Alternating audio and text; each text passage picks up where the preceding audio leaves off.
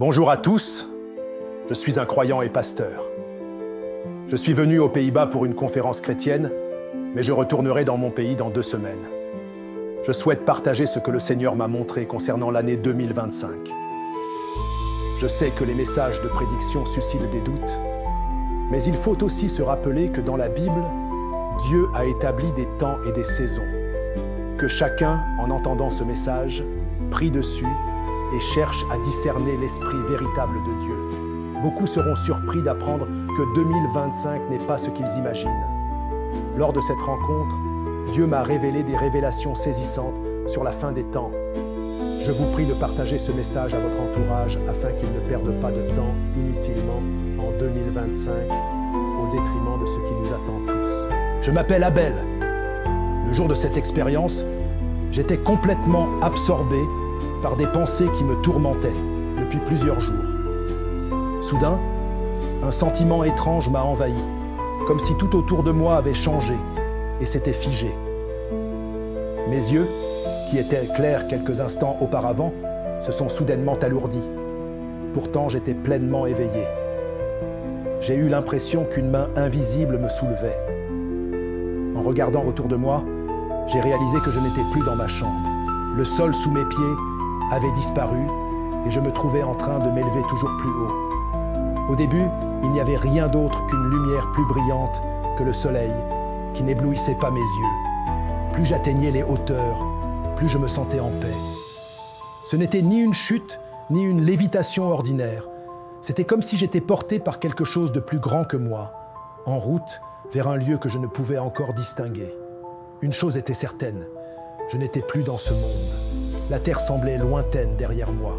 Il n'y avait plus de peur, seulement un calme profond.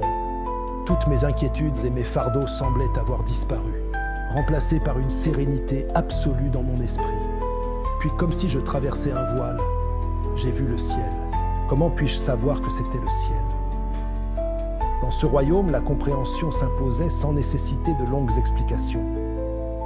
Je n'entendais pas de bruit, mais une sorte de musique qui émanait de partout. Elle était belle, paisible et pleine de vie. Il n'y avait ni confusion, ni précipitation, ni désordre. Tout avait un but. Tout évoluait en harmonie, comme si l'ensemble du lieu était animé d'une unité profonde que je ressentais intensément. Ce n'était pas comme le monde que j'avais quitté, où règne le chaos et l'incertitude. Ici, chaque chose avait sa place et sa mission. Je levai les yeux. Le ciel était vaste, clair et infini, illuminé par une lumière qui ne provenait pas du soleil. Il n'y avait ni soleil ni lune, mais la lumière ne s'éteignait jamais. Comme si l'air lui-même était imprégné de lumière, douce et chaleureuse, remplissant chaque recoin sans ombre dure. J'ai alors vu un rassemblement d'anges.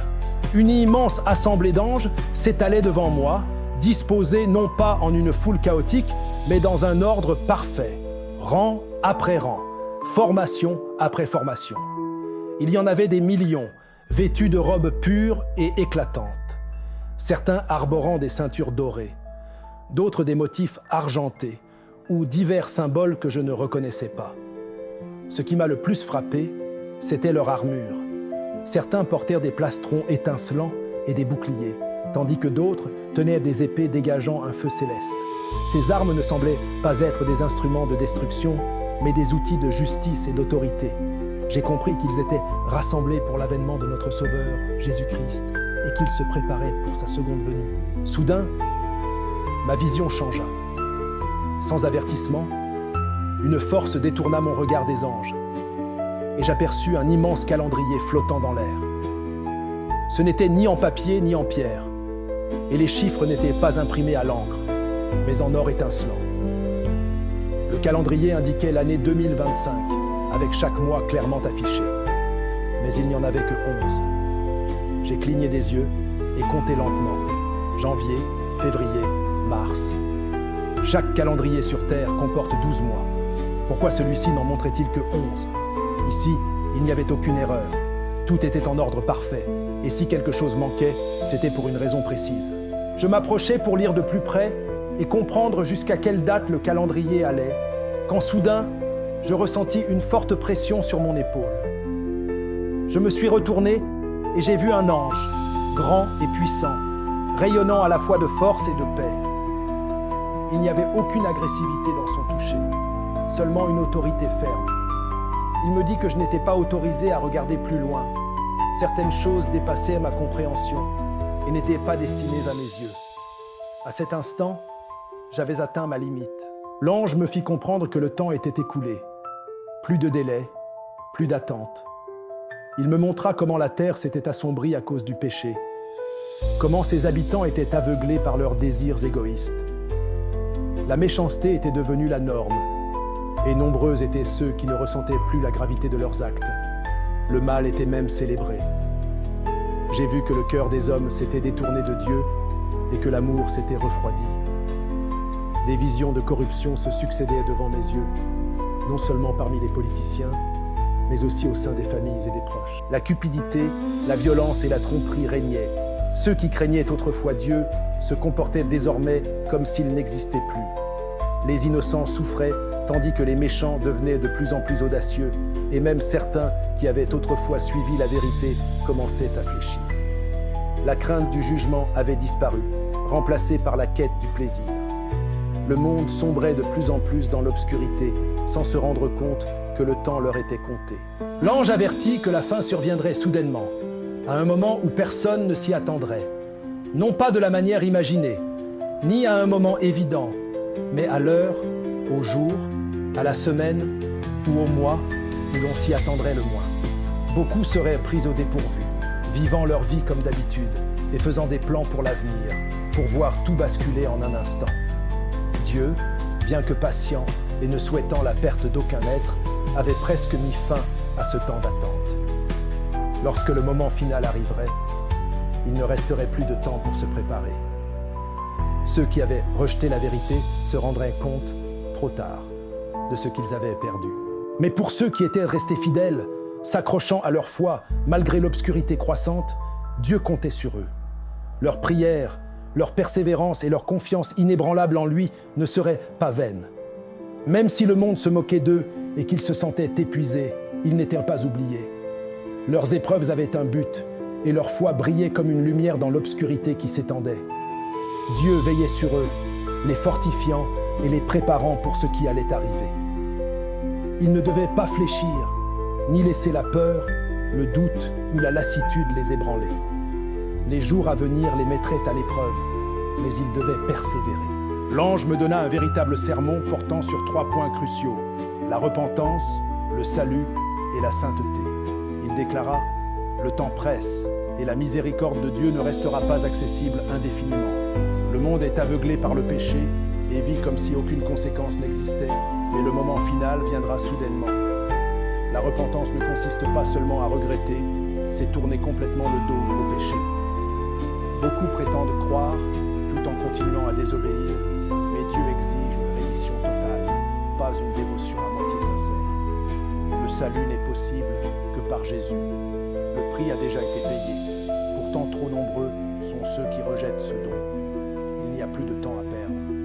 Le moment de choisir est venu. La sainteté est essentielle. Sans elle, personne ne verra le Seigneur. Le peuple de Dieu doit se séparer du péché, vivre de manière juste et obéir. Alors que le monde abaisse ses normes, Dieu reste inchangé. Puis, la vision me ramena à moi-même. Je savais que certains écouteraient et prendraient ce message au sérieux, tandis que d'autres en douteraient ou le rejetteraient comme le fruit de l'imagination. Mais cela n'avait pas d'importance. Dieu aime tout le monde. Ce message confirme ce que j'ai affirmé dès le début. Il ne nous reste plus de temps. Nous ignorons quand Jésus reviendra. Cela pourrait être demain, à tout moment.